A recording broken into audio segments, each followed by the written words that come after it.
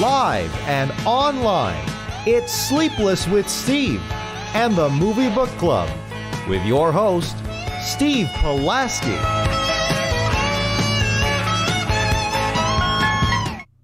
Back and better than ever, tardier than ever. It is Sleepless with Steve, live on YouTube on this Wednesday evening. Blame OBS for the late start. It was no slight on Giuseppe's end over here. But don't let it distract from you. Don't let it distract from the fact that this is the first episode of Sleepless with Steve, sans Dominic. It's very weird. It's very weird to be in this green room, or to be in this show, rather, not the green room. Barely got a green room today, but it's very weird to be in this setting without Dominic. You know what I mean? I thought about it all day thinking like, oh my God, his collective streak is now broken. He's not missed a single episode. He's done better than either of us, including the host of the show. And, you know, he's not here today. A little backlogged with work, not feeling the hottest either. But we wish him well. He's still been an active participant, no less, in the group chat. But the man who pushes the buttons, slides the sliders, and makes sure this show gets off the ground and stays afloat, Joe Viso, no less, is here. Joe, how you doing on this Wednesday evening? I'm doing good. And Dom, if you're just, throwing this on in the background and you're listening in or whatever, hope you're feeling better, man. But as for myself, I'm doing pretty good. Work has also been very busy and everything. Just trying to stay afloat, and many other things coming my way, hopefully soon, that I can share eventually on the show. Fingers crossed for my man over here. Like I said, not my story to tell, but fingers crossed for you on all of your ventures.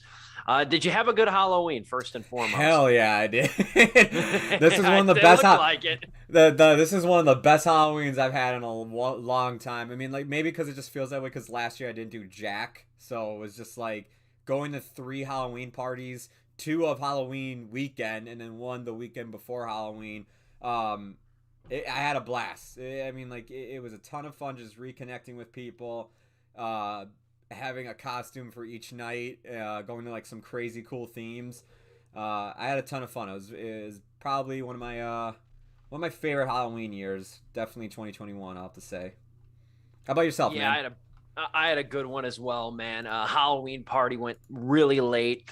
I went to the local lounge over here, and they did Halloween exceptionally well. Nice.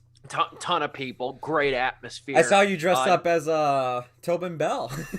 Yes, indeed. John Kramer, man. Respect. I had that costume, as you know, if you remember, too. I watched all the Saw movies last year, and I think I got to like the 5th one before I was like, John Kramer would make an awesome costume. Mm-hmm. But, I wasn't about to go to any Halloween parties last year, sans inoculation. But this year, I kept it in mind throughout the year, and I did. And let me just say, we won't go too long-winded, but it was like ton of people, no bad apples, met up with like 9 great people. Friends, local friends that I have out here. I do have friends, contrary to popular belief, but the fun part was, I'm not gonna lie, it was like 12 o'clock. Okay, so everybody's all sloshed and we're hanging outside or whatever, just chilling and whatnot, having a couple drinks. And the bartender, friend of mine, she comes out with this bin of gigantic syringes that have Jello shots in them. Okay, and she was passing these out for free, and these are huge. These are like comically enormous syringes, like this long, of like full of Jello. Oh my God. They were huge, man. They were huge, and they had like vodka in them or something. She comes out with this bin, had to be about 40 in this bin, and she just goes, "Who wants the COVID booster?" I'm not gonna lie. I took a couple against my better judgment. Took a couple COVID boosters. It was fun. It was a fun day. It was really honestly, Halloween rarely falls on a weekend. So it was like Halloween was like October 30th, Saturday. It practically was for me too. I didn't do anything on the 31st. I didn't do anything. Yeah. Really anything of note. So like the 30th was Halloween, and then it was like the 31st was like the recovery day. Next year, Halloween's on a Sunday, which is still better than a weekday.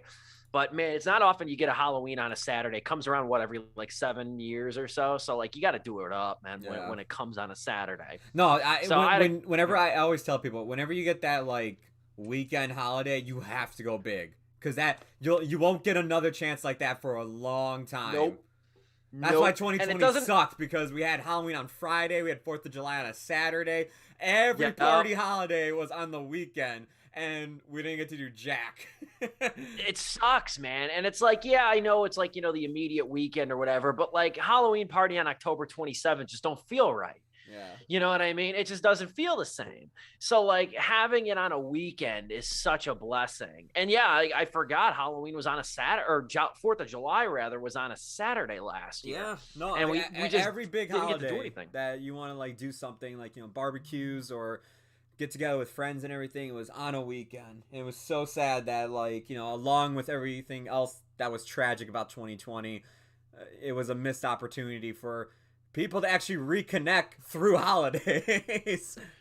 Now the good thing is Christmas is on a Saturday this year and New Year's Eve is on a Friday. That's true, yeah. Now that is pretty dope. So and then we get New Year's Day, obviously we get a recovery day. The first of the year is on a Saturday, so that starts off on a good note. But yeah, glad you had a good Halloween. It seemed like you did. Yeah. It was fun. It was a lot of fun.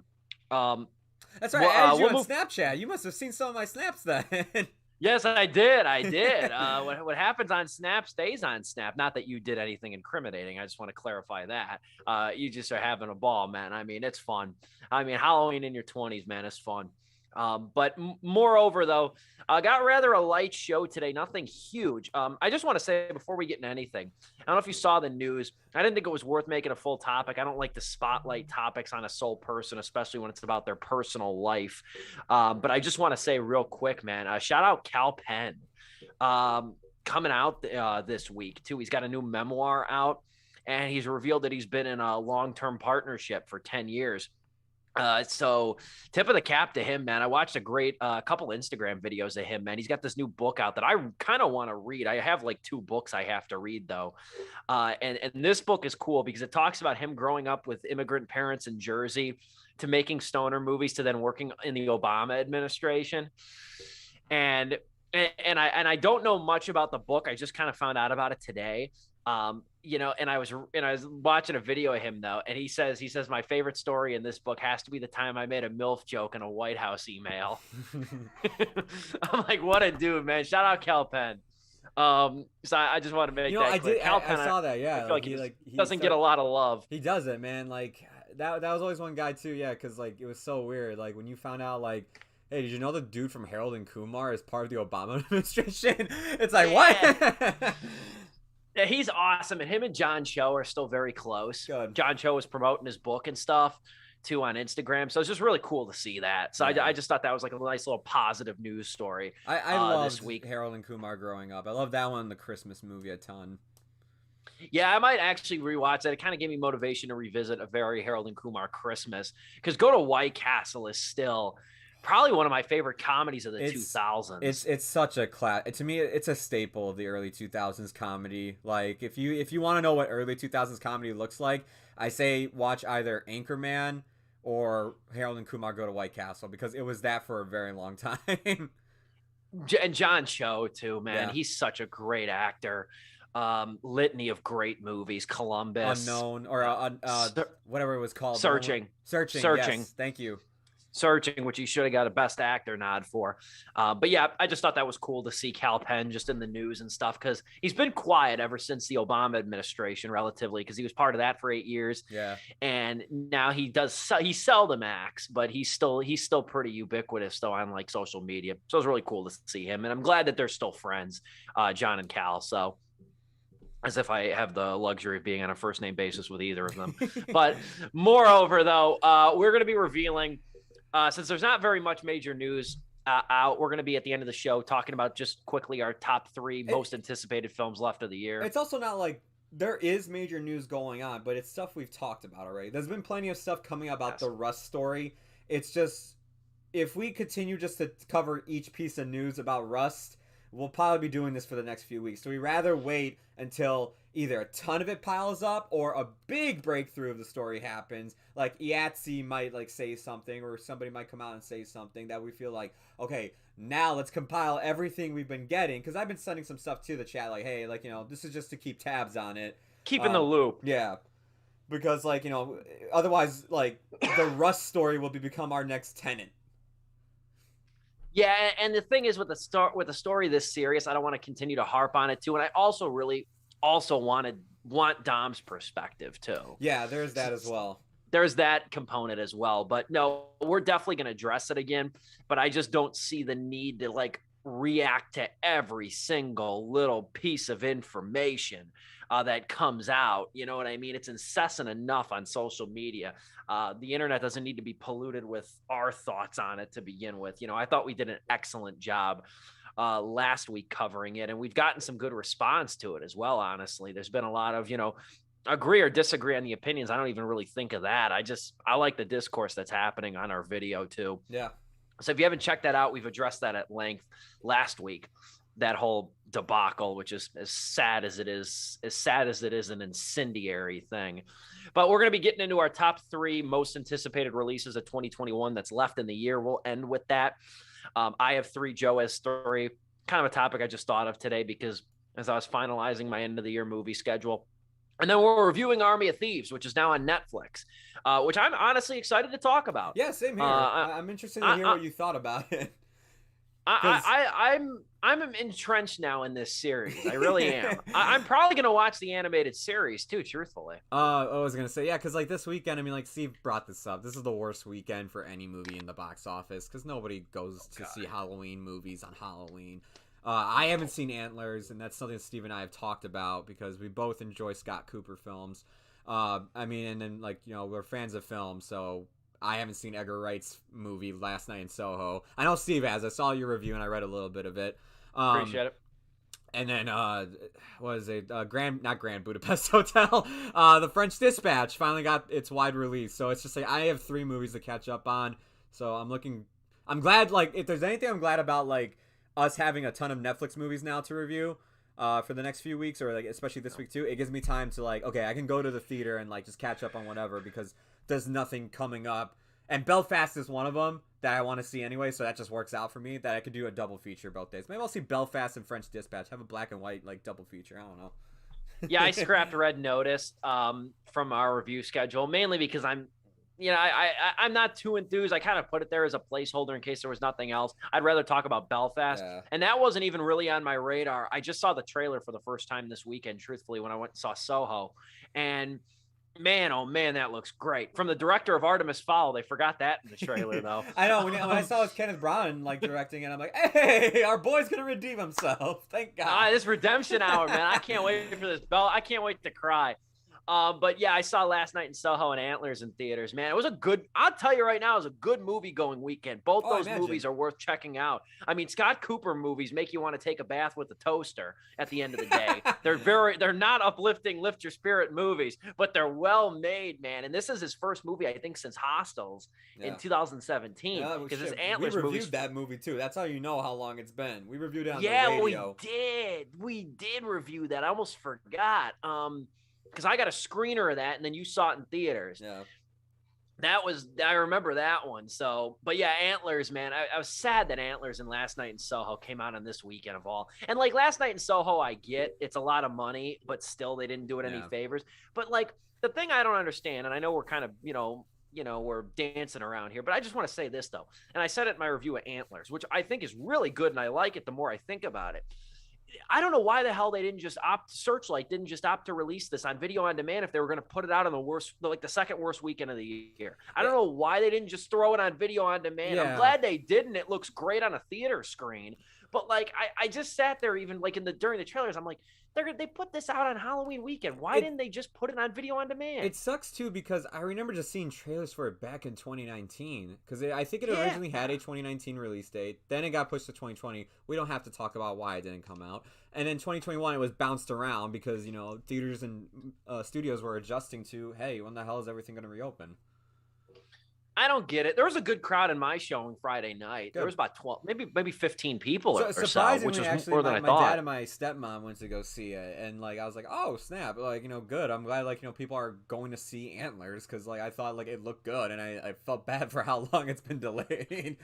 And Last Night in Soho was great too. I mean, I liked it a lot. Yeah. Anya Taylor-Joy is the best actress nobody's talking about. Dude, she absolutely is. Yeah, both are very, very good movies. With that being said, we're not reviewing either. We're reviewing Army of Thieves, the new Netflix prequel to Army of the Dead. Now, FYI, this is not directed by Zack Snyder. Zack Snyder conceptualized the story of this movie. He conceptualized the story of this movie alongside, if I can remember the name, if I can find the name over here of the screenwriter. I'm very bad here. Shay Hatton, the screenwriter and story credit on this with Snyder. Yeah, this is a prequel to Army of the Dead, which came out back in May, which feels like 10 years ago.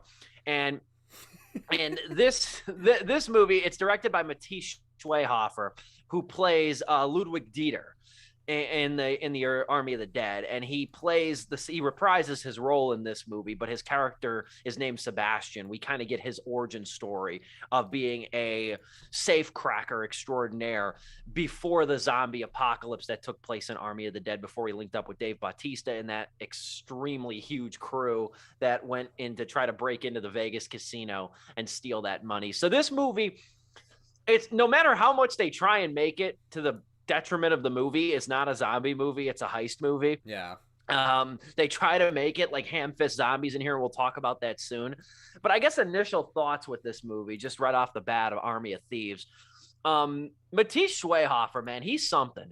He's something as a personality and a director. I'm going to say that right off the bat.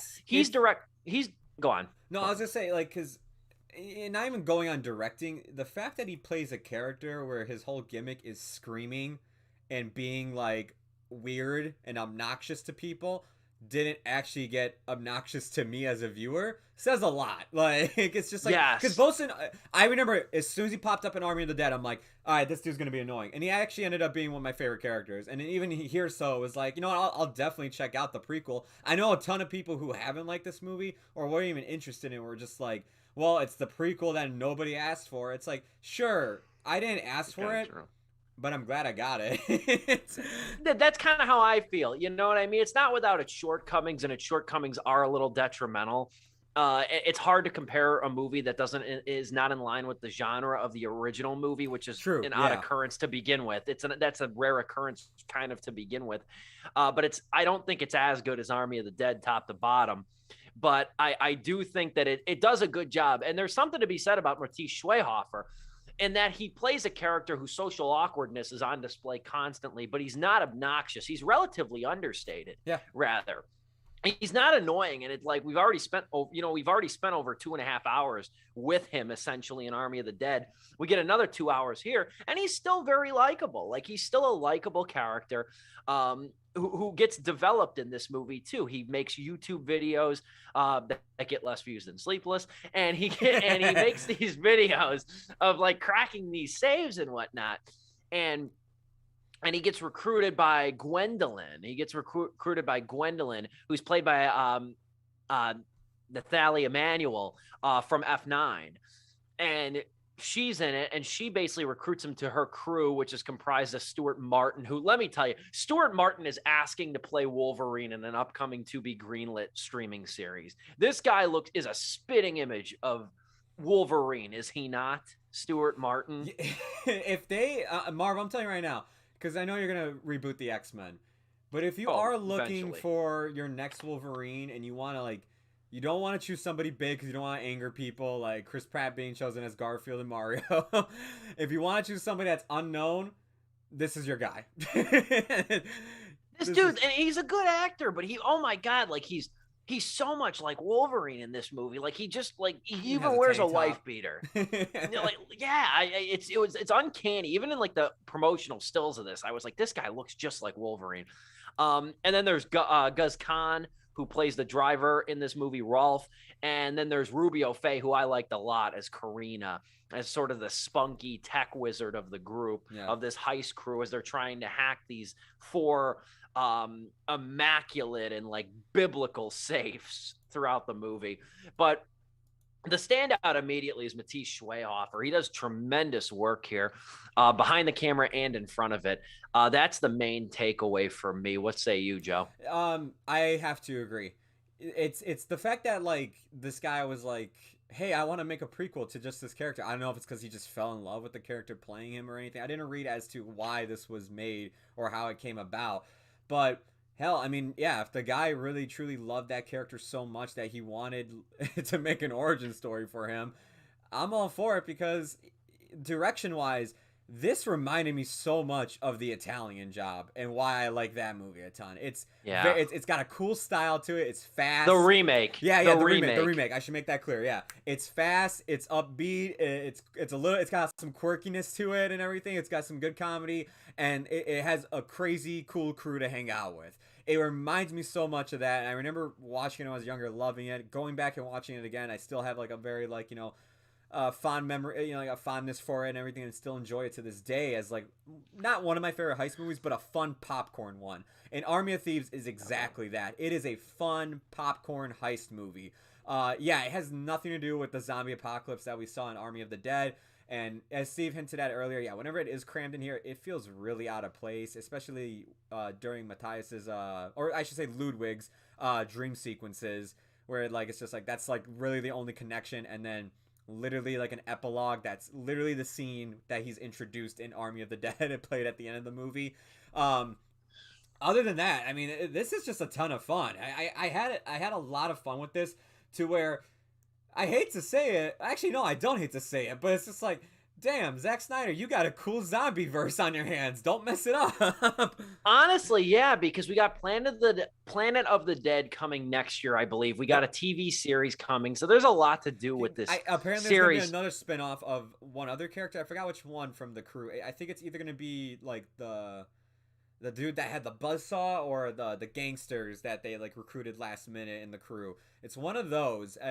There's a lot of people that want to do spinoffs with this universe, and it's just like, I mean, if you go back and watch our review, I think, Steve, you were the most well-rounded person when it came to the film. You very much enjoyed it. But even Dom and I, who were just like, we had our criticisms with the film, we still said, hey, it was a ton of fun though. It's a fun zombie movie at the end of the day, and it's just like, if you can keep making each movie better like this one and have a cool style to it, or even just do a whole different genre, I'm down.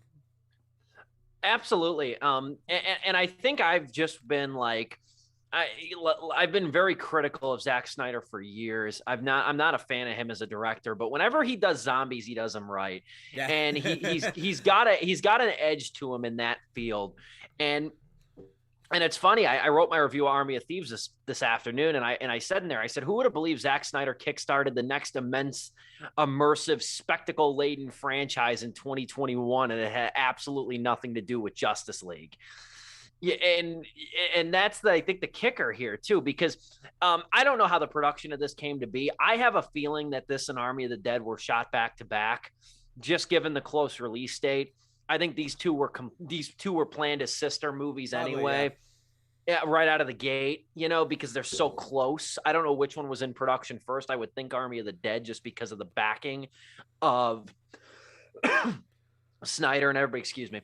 But yeah, there's fun to be had in this thing. And yeah, it does have a very Italian Job quality to it. I actually just watched Italian Job for the first time this year as well, and I enjoyed that movie quite a bit. Yeah. I'm glad we never got the Brazilian Job or whatever the hell they were planning to do with that sequel to that. That just never happened.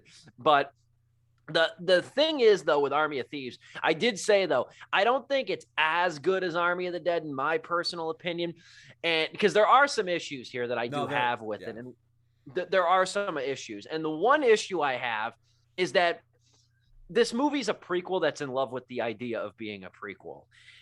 And there's way too much foreshadowing.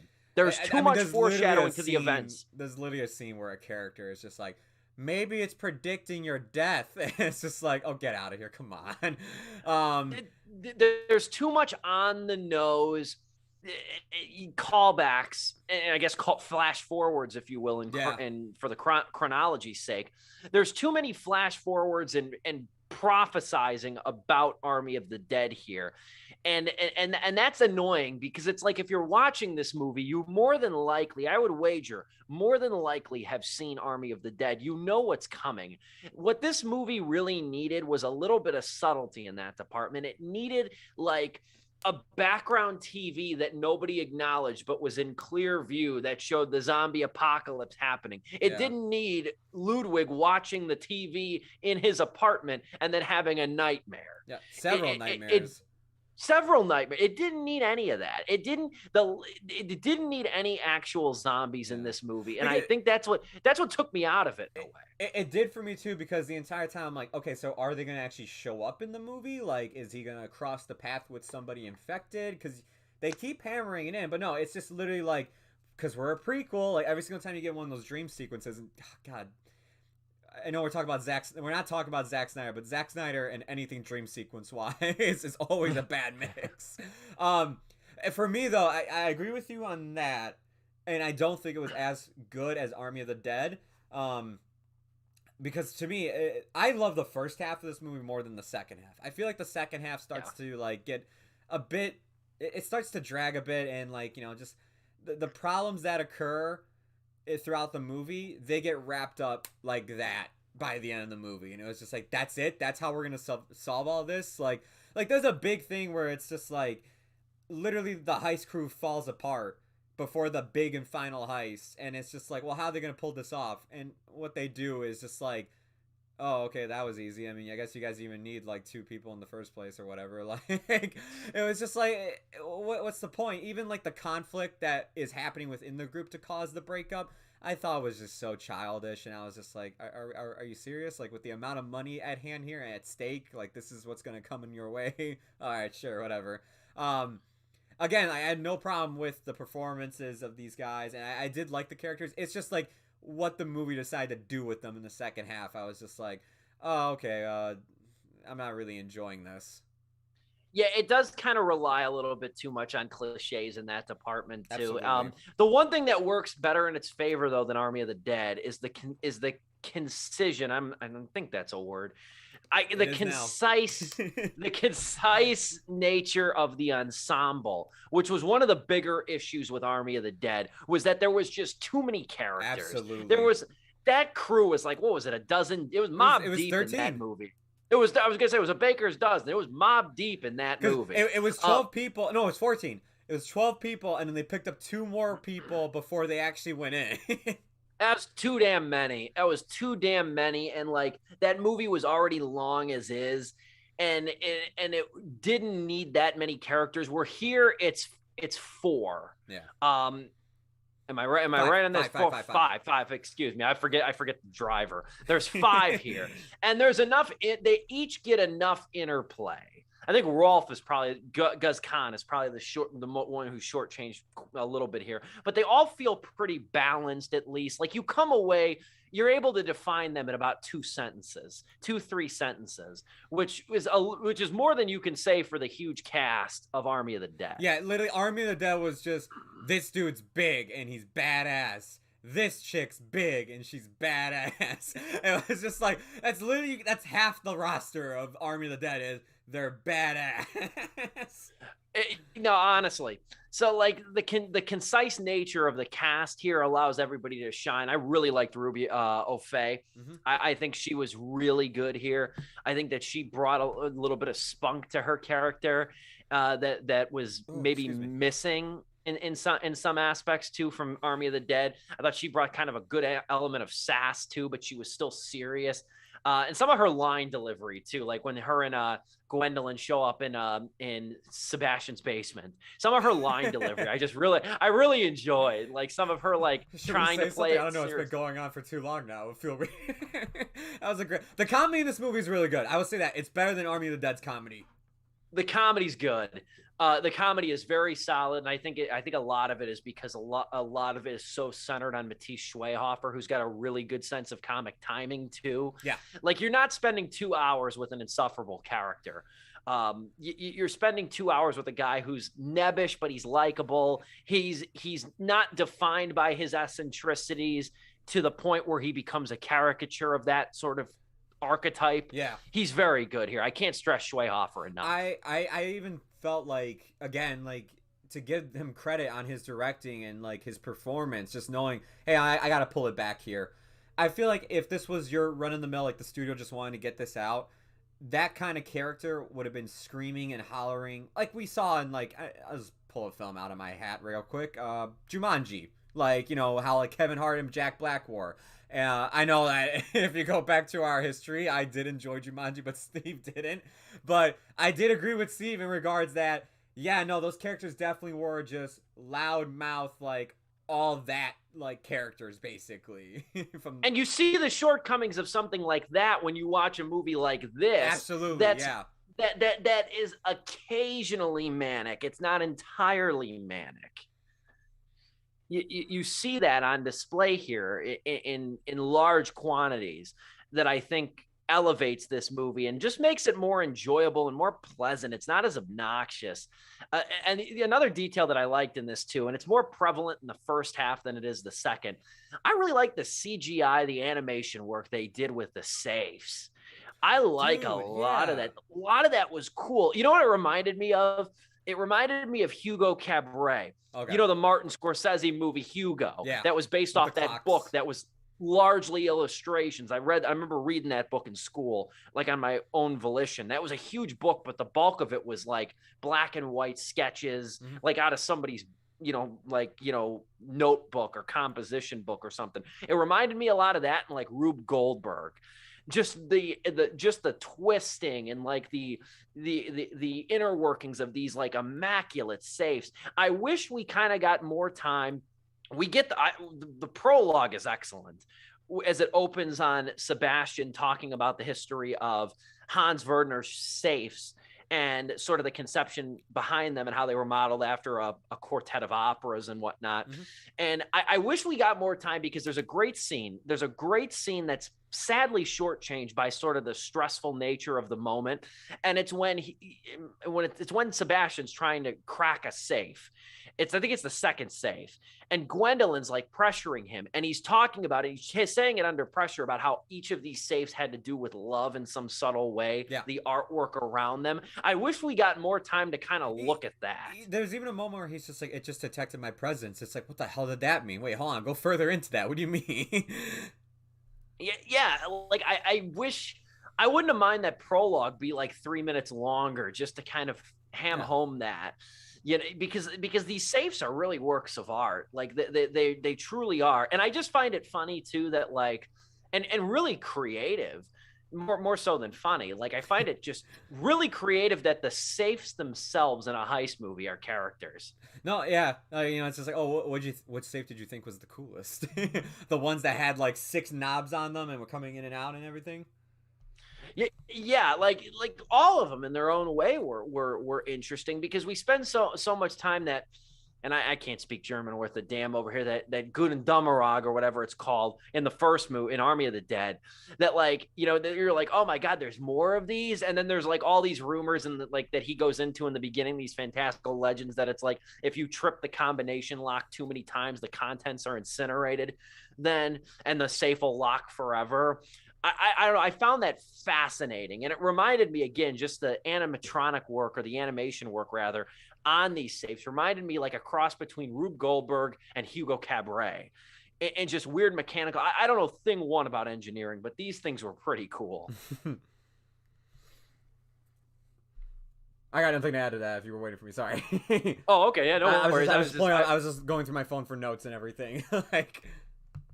I say the other critique that I have with this movie, though, is that, like, I think distracting is the character's desire to make, like, external references to heist movie cliches while abiding by those tropes. And here's something that irritates me. I don't think I've ever talked about this on the radio show or the web show, but I'll say this. It's one, it might even be my ultimate pet peeve in a movie. And I don't like to play cinema sins over here. We have a checkered history with that as is. I don't like to play that. But you know what the one trope that I absolutely hate in movies and TV shows is when some character, and they do this multiple times here. They do this to the point of annoyance. I hate in movies and TV shows when a character has to say something like, this isn't a movie, this is real life, or this only happens in movies. I hate that shit. Well, maybe you're the action hero or the action or the villain. It's just like, all right. I hate that shit with a burning passion. I would rather the character look at the camera. Yeah. I would rather them look at the camera and acknowledge me versus try to play it off like this isn't a movie. And they do that multiple times. There's a line in here when they introduce the crew, and Sebastian says, "Are we like those crews in a movie film?" He actually says movie film as if he's Borat. Are we like those crews in a movie film where each one of us has a different skill set? Please, dude. please. No, when he said that, I'm like, okay, all right, come on, man. Like, that's his biggest sin in the whole movie. I get it. It's a heist movie. I get it. It's that part, I found those tropes to be brutal. And it would be one thing if it was a one-off thing. This happens a handful of times. No, it does. And I feel like it's because, like, the movie, like, to its fault, it has that style of being like, see, we know what we are. We're fun and cool. Like, because, like, when they introduce the characters, they get the Suicide Squad, like, title cards and everything. And even one guy's name is Brad Cage because he grew up watching Brad Pitt movies and Nicolas Cage action movies. To where it's just like, that's cool. That's funny visually. But when you start saying it out loud, you realize how kind of dumb it sounds coming out of a person's mouth rather than, like, seeing it with your eyes. It's very true that some things play better on paper than they do on screen. And that's one of those things. That's one of those elements that, like, I think I compare it, and again, music, I don't talk a lot about it because it doesn't come up. Like, music is probably my second love to movies. And again, I work on a country radio station. So I'm always hearing lyrics, and I'm always like seeing and hearing patterns in music. And it's like in music when they reference other songs. Yeah. And I hate that. I hate that. Country music, and I don't want to go on a sidebar here. Country music does that to an annoying level of referential just callbacks that I can't stand, because it's like, it's almost becomes like a screenwriter challenge then to incorporate references instead of just being its own thing and blazing its own trail. And that to me feels unfathomably lazy. And that stuck in my craw, along with the fact that this movie's very infatuated with itself on being a prequel. No, I agree. Do you have anything else you want to say onto it? Because I mean, like, I got nothing else other than, like, again, like, I thought the second half wasn't as good. I actually think the climax to this movie too, in terms of, like, you know, when everything's supposed to be at stake, it's pretty just standard. Oh, you know what? Actually, I thought because this is a thing. Hold on, let me make sure I got this right. Yeah. In every one of these heist movies, The Town, all of these big movies, you always have the, you know, Interpol agent or the police, FBI, CIA. You have the agent that is, like, their adversary that they're eventually going to cross paths in the final, like, climax. I actually thought that character was kind of annoying. And I don't feel like the villains here, and I feel like it's because the crew in their own way is so dishonest with one another and so slithery with each other that, like, it almost didn't need. I mean, yeah, you're cracking safes, you're stealing millions of dollars. There's going to be somebody coming after you sooner or later. But, like, the villains didn't add the sense of urgency you come to expect with these heist movies. No, if we're going back to the all. Italian Job, if we're using that as the baseline, which is a very good example, I'm glad you brought that up. Like, if we're going back to the Italian Job as the baseline, there's a sense of urgency, there's a sense of being caught, and there's a sense of stakes here. Yeah. The sense of urgency just comes from the fact that, like, this crew is so ragtag, oddball, and untrustworthy in and of themselves that you're waiting for them to break versus the Interpol agent to catch up with them. There and much more time is spent on the crew than the villains, obviously. But the villains don't bring their own urgency here either. And it's just like the way, like, you know, it's like, when you look at these Interpol or CIA agents in these other bank movies, is like they're equally as smart. They know how to stay ahead. They can spot everything out. And, like, okay, maybe you wanted to avoid that cliche, of course, like, you know, he goes, but it's just like, then you ran into this, that, like, this is going to be the guy that's going to stop the crew, and he's a bumbling idiot sometimes. Facts. Yeah, no, you're absolutely right. We can go into star rating here. I enjoyed it for the most part, but there's those three things between the prequel the prequelitis almost. I guess I'll call it. No, you're absolutely right. the incessant need to affirm the fact that this is a prequel, insofar trying to make this a zombie movie in some aspect, that was a turnoff. The constant referential nature of this movie and like reminding us that, oh, it's not a movie, it's high stakes and everything, that drove me a little nuts. And then the villains adding a lack of urgency too. It's enough to drag it down to 2.5 stars for me. That's enough to drag it down 2.5 stars. But I'll say this: if you liked Army of the Dead, I don't know if it's required viewing for this sort of series, like speaking just in this universe or whatever, but I do think there's worse ways you could spend 2 hours of your time than with Matisse Schweighöfer, who really dominates this movie, deservedly so. There's enough development here, and there's enough care and attention to his character and sort of the crew that makes up this movie that it is worth watching. It's enjoyable more often than it's not, but it is brought down by some serious hindrances throughout. It's 2.5 stars for me out of 4. But I look forward. I think we're going to get the animated series before we get Planet of the Dead. I think. Yeah, I think that's coming in the spring. So I'll look forward to that. And I'll look forward to Planet of the Dead. This series has me sold. I will follow this. If this is the lowest this series can ever be, or has been so far, that's way better than the start of. I'm not gonna say it's Snyder's universe, but it's way better than the start of what he was trying to do last time with Warner Bros. Now, whether that's Warner Bros.'s fault or his fault, I don't know.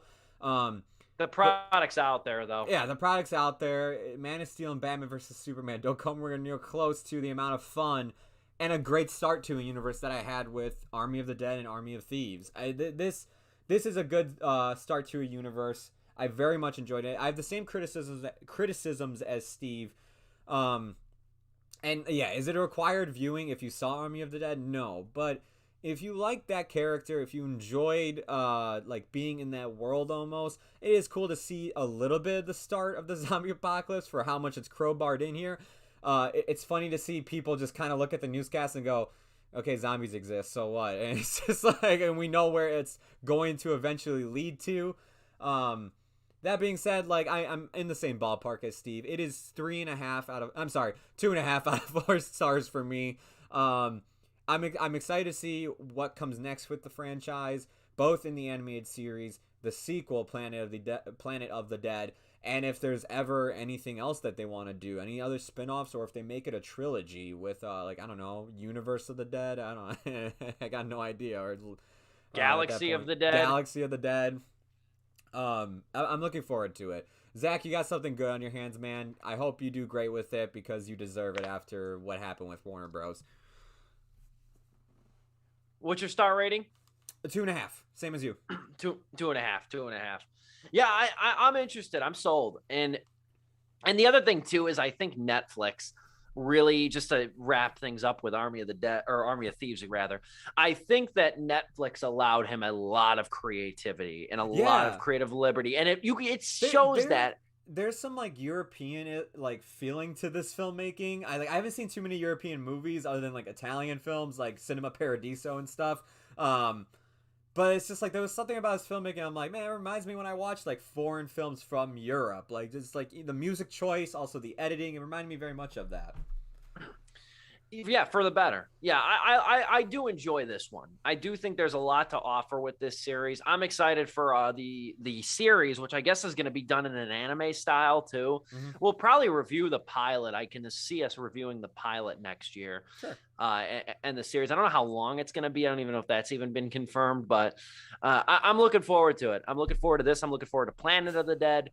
And that's a hard title to say, Planet of the Dead. It's just kind of an odd, clunky pairing of words, but hopefully it translates to a good product, no less. So 2.5 stars for both of us for Army of Thieves. I'd like to know Dominic's take on it. I'd like to know his take on it too.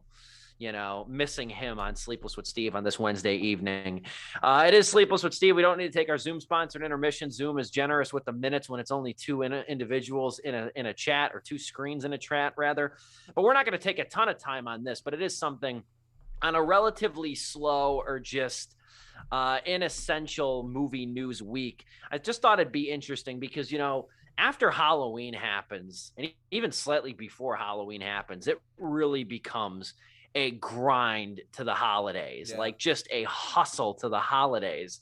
And of course, these are going to be the two biggest movie going times of the year, and Thanksgiving and Christmas. I think we have 4 notable releases on Thanksgiving, and I think 3 or 4 on Christmas. I mean, even leading up to it, for Christmas and Thanksgiving, there's some films that, like, you know, families are gonna go see together. Like Clifford the Big Red Dog, I think is like what, a week or 2 before Thanksgiving. That's next week. Yeah, that's next week. Yeah, there's that. There's a lot. Ghostbusters is coming out. I think, and I was gonna say Licorice Pizza. I think is that a Christmas release? No, that is literally the day after. That's November 26th. It's literally the day after Thanksgiving, or the day of. That's PTA's new movie. Yeah, that's his new movie. Licorice Pizza is coming out too. There's the Soggy Bottom movie that's coming out as well. South Park post-COVID on Paramount+. Oh my God, that's right.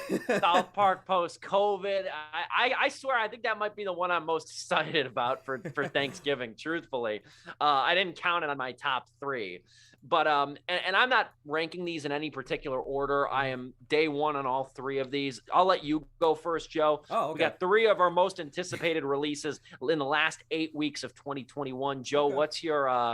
what's one of the ones you want to touch on here? It's one that you and I actually share. I'm just gonna put on this jacket real quick. Oh boy, here we go. Here we go. Looking it handsome. Is my boy. He's coming home, or will he not? I don't know. It's Spider-Man No Way Home. Yeah, I mean, look, I get it. It's a Marvel film. It's a superhero movie. Like, even for me, like, this year, I did go see Shang-Chi. I liked it. I'll be seeing Eternals this weekend. I'll see how I fare with that. I thought Black Widow was fine.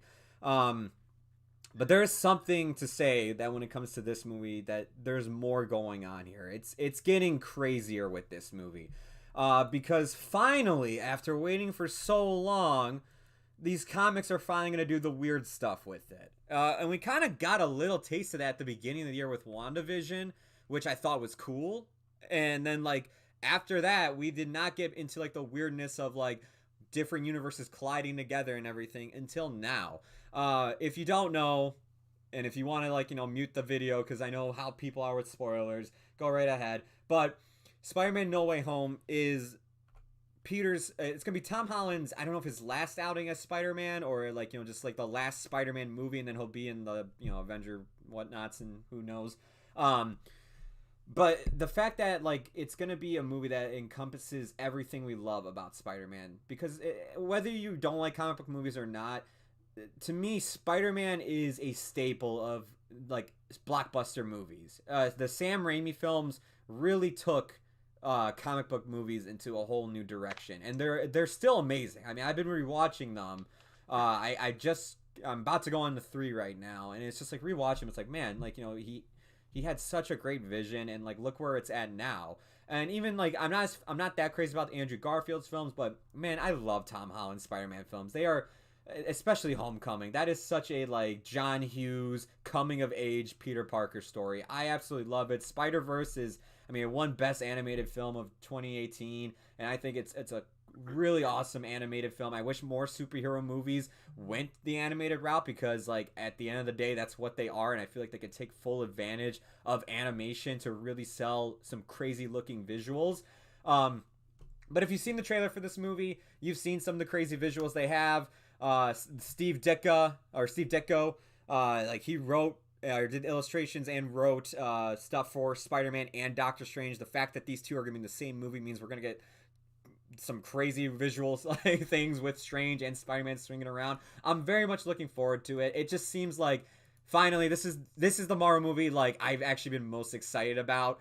And it's been like, oh my god, like, I had to sit through 3 that I just was like, all right, this was good, but, like, it's the standard formula here. This, it's like, okay, finally, like, this is something that it won't be that, hopefully. Yeah, and I'm a piggyback off it. There's no sense in saving it.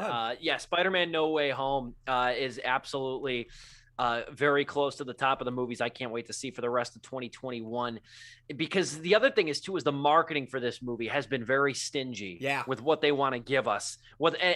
Tom Holland's come out and even said, too, he's like, I have a feeling it's either going to disappoint people, like some people, or it's going to really invigorate people. And I love that kind of stakes too. Yeah. I don't think this is a guarantee go either way movie. Yeah. I don't think it's one of those movies that is easily going to be easily classifiable. I think it's going to be, and it's hard to say that if you think about it, with how much Spider-Man we've gotten. Yeah.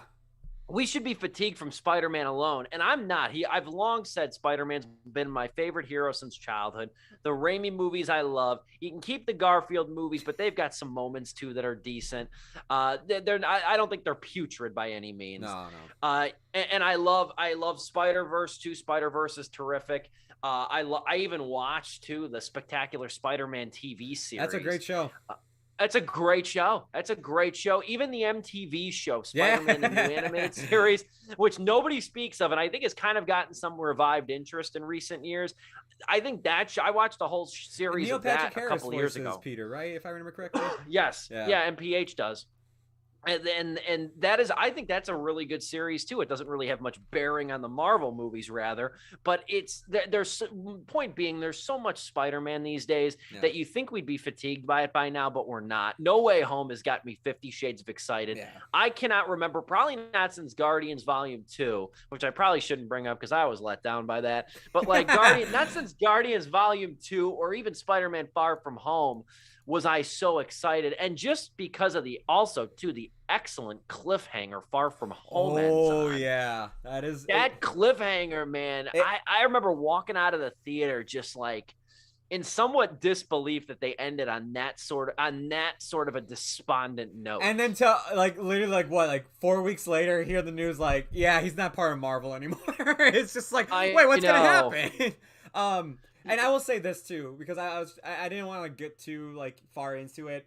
I will say this right now: if Tobey Maguire and Andrew Garfield don't show up in this movie, I will not be disappointed. Like I don't. Literally, to me, the whole thing with this whole movie is, I'm going into it only expecting Tom and what the trailers have shown me. I am not going into it expecting anything else, because if you do that, you're gonna be let down. That's a cherry on what should be a delicious sundae. Yeah. It doesn't need to be defined by the cherry. It's nice, but it's ancillary. I'm not going to hold the movie accountable for that. If it doesn't happen, it would be cool to see, but I'm not marrying myself to that idea. If anything, I get to see Alfred Molina be Doc Ock again, and I'm so excited for that. If nothing else, and that's not a bad consolation. I'll go with mine too. I'll just talk about this real quick because I feel like this is a movie too that is not getting a ton of press, because I think de facto in a way it's coming from Kingdom Story Company, which is a Christian studio to begin with. So you're not getting a lot of buzz just on that note alone. And it is American Underdog, the Kurt Warner story. Now I'm a big football fan. Football fan. Kurt Warner's story is really one of movies. Kurt Warner's story as a quarterback, if you don't know it, I would look it up. Is if they made it a movie and it wasn't a true story, we'd be calling it incredulous and fake. Kurt Warner was a practice squad quarterback, I think, for Green Bay in the mid-90s. Yes. And then he wound up going back. Then he wound up going to the indoor professional league. He went to Amsterdam, I believe, and then which was I think the NFL Europe at the time. He bounced around. He was an undrafted quarterback out of Northern Iowa. And just an FYI, if you know nothing else from football, Northern Iowa is not a powerhouse football team. Okay, by any means. But anything can happen. I think the Jets quarterback is from Western Kentucky now. But anything can happen. But Kurt Warner obviously went on to play for the Rams, had a very good career with the Rams, led them to the Super Bowl, which was also Tom Brady's first Super Bowl. And then he wound up again playing in the Super Bowl too, with with the Cardinals, which was kind of the swan song of his career, and won a Super Bowl too, as well with the Rams. So this is a great story. I can't wait to see this story on the big screen. We were supposed to get this story way back in 2020. But American Underdog 2, it's also directed by the Irwin Brothers. Kingdom Story Company, what I mentioned earlier, is their production company. Mm-hmm. It debuted with I Still Believe in 2020. And the Irwin brothers are coming off hot. I know nobody saw this movie, but the Jesus Music, the documentary that came out last month, that was a documentary on contemporary Christian music, was unironically great. Was an unironically well-made, fascinating, comprehensive documentary about the origins and history of Christian music. And the Irwin brothers, when it comes to Christian cinema, and Lord knows I've said a lot about it over the years, the Irwin brothers are one of the more reliable voices of the genre. They did I Can Only Imagine. Now they're doing American Underdog. And this is kind of like, in a way, I feel like their breakthrough into the mainstream in some ways, because this movie doesn't look as religious as some of their other movies. And it's a biopic too, so it's tethered to real life. I'm fascinated not only because the story of Kurt Warner's coming to the big screen and it's deserving of such, but because the Irwin brothers have been getting incrementally better for the most part with their movies and even their directing prowess. John and Andrew Irwin. So I'm really looking forward to American Underdog. That's what I'm seeing on Christmas. No, if there's anything, those trailers, anytime I see those trailers, I'm like, wow, this actually looks good? Question mark. I'm just like, I did not expect, because like when I saw the logo and everything before the movie, I'm like, oh great, here we go. And I'm like, oh, they got Zachary Levi. Okay, that's cool. Oh, this actually looks really well done. Like that's and then I'm like, Mike Martz. Oh, that's the guy Jay Cutler cursed out when he was the OC for the Bears. Like, yeah, I'm excited for this movie, unironically. Yeah. You want me to go next? Yeah, you too. Your turn. Yeah. For me, you said that's a Christmas movie. Yes, that is coming out on Christmas. Well, I got a Thanksgiving movie for you. It's one I've been very excited about since that image dropped on Twitter of these two people. And a lot of people have been calling it the Italian Dune. I'm talking, of course, about House of Gucci. I am ecstatic for this movie just on the cast alone. Lady Gaga was amazing in A Star Is Born. Adam Driver's just one of my favorite actors nowadays. The guy, I mean, from Black Klansman to just even like anything he's in. I'm just always looking forward to seeing him. But you also have Jared Leto, who's gonna be weird, which he does great unless if he's the Joker being weird. Jeremy Irons, Al Pacino, Salma Hayek. I mean, like it's such an amazing cast that I'm looking forward to. It's directed by Ridley Scott, and if you know anything about the story of the Gucci family and how crazy corrupt they were, and I'm really hoping the movie does not hide away or shy away from any of that. This movie's going to be one for the family to go see on Thanksgiving. I know it's rated R. I know it's not your typical family movie, but you and your family will have a ton of fun going to see this. Just watching this family literally bite each other's heads off. If anything, I mean, like, God, you have literally an actor here for every person age-wise in your family. You got Al Pacino for the grandmothers. You got like Salma Hayek and like Al Pacino again for your mom and dad, and then for the kids and like the young people there, you got your Kylo Ren, you got Lady Gaga. It's just like it's such great casting here to sell a big like idea like this. I'm very much looking forward to it. I got really nothing else to say other than like if I don't want to spoil anything about the Gucci family.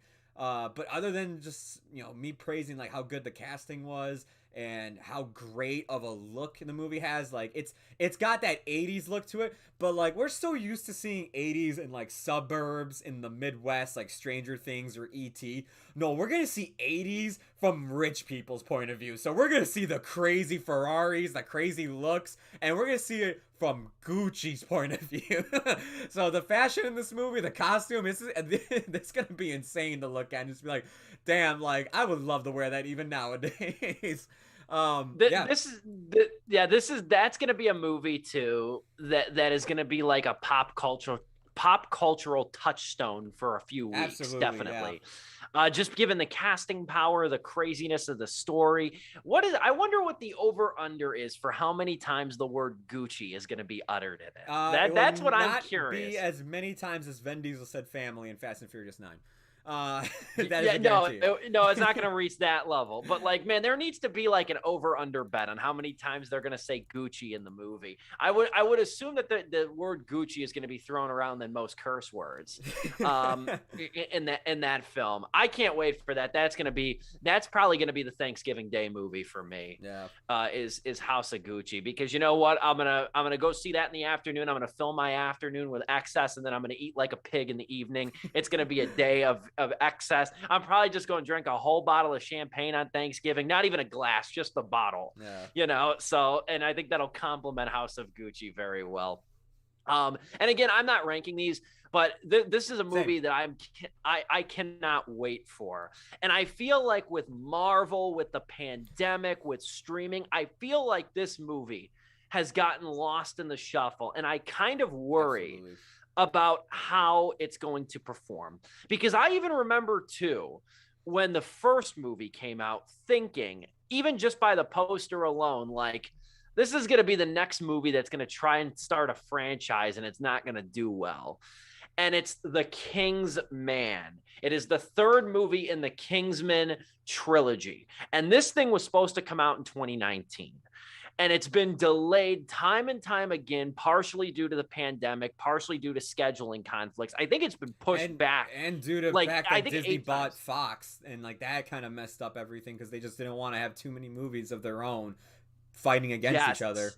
This thing got really thrown through the ringer, and it's kind of disappointing because it's been a shocking 4 years since The Golden Circle came out. That was obviously with Julianne Moore and Elton John, and it was a wild movie, and it feels like forever since we've seen Taron Egerton as well.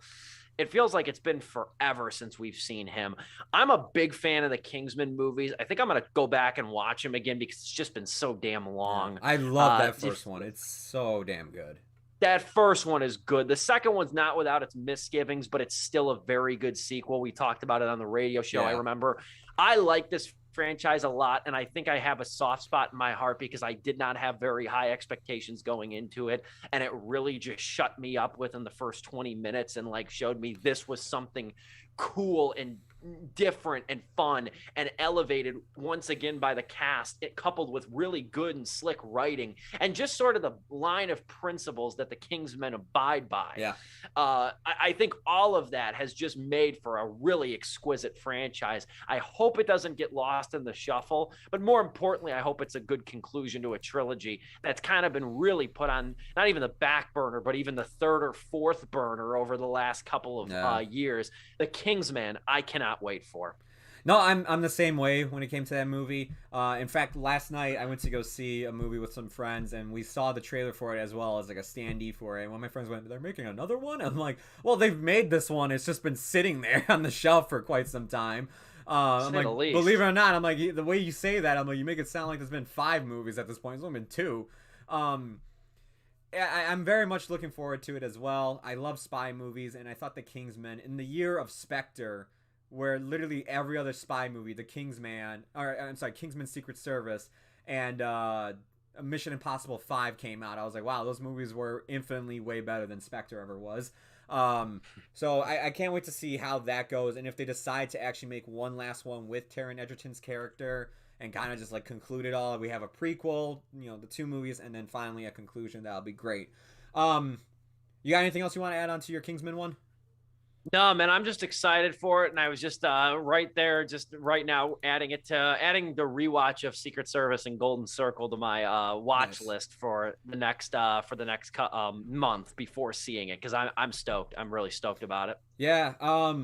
I'm just gonna do a quick shout out to one movie because more than likely Steve and I and Dom won't get to see this in 2021, so I don't really want to say like this is the one I'm looking forward to, but Tragedy of Macbeth, if somehow that does like come out in theaters, like that is one I've been looking forward to, both with its director, the studio, it's A24, and its cast, Denzel Washington and Frances McDormand. You don't even have to tell me that it's a Macbeth story. I'll be there. Like if I just heard those 3 things, a Coen brothers directing it, the 2 leads, and it's an A24 movie, okay. Yeah, I'm in. that would be the movie I have there, but more than likely I probably won't be able to see it by the end of the year because it's getting a limited release until probably 2022, where it'll get its wide release. So, in compensation for that, I will go with the movie that I am really looking forward to at the end of the year, and it's a Christmas Day movie, and I can't wait to go to theaters and see it. It's going to be The Matrix Resurrections. Little known fact about me, I never saw the Matrix movies until in 2019, where the first Matrix movie came back in theaters for its 20th anniversary. And I gotta say, for a movie I haven't seen 20 years later, it was really damn good. And I loved it. I have to watch the sequels. I've heard plenty of things about the sequels. Yeah, I know, right? Nobody says that anymore about The Matrix. I have to see the sequel still. I haven't seen them. I've heard the hot takes of those movies. Yes. So I'm interested to see how I fare with them from coming in just like, years down the line, just seeing the first one, if I'll have the same reaction or just like, something else.